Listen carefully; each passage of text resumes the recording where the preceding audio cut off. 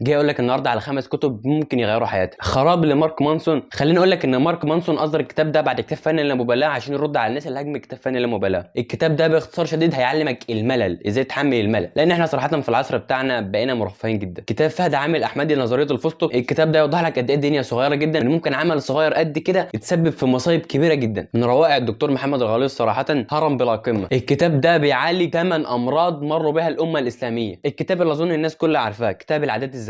جيمس كلير ابدع في الكتاب ده صراحه. الكتاب ده بيعلمك انت تتخلص من العادات الوحشه وازاي تبني عادات جديده. الروايه الرائعه مزرعه الحيوان لجورج اوريل. جورج اوريل علم على حته مهمه جدا في الكتاب ده، وهو الطمع وحب التملك والسلطه. روايه رائعه لازم تقراها. انا عارف ان ده كتاب السادس، لكن الكتاب ده اللي خلاني اقرا ده كتاب ابقى كمان لديمي لوفاتو. ده اول كتاب قراته كله كاملا في حياتي. 365 حكمه يوميه، 365 صفحه، 365 عاده يوميه، وباذن الله يبقى له ملخص على البرنامج الاحمر. بس ايه الكتاب اللي غير حياتي فعلا؟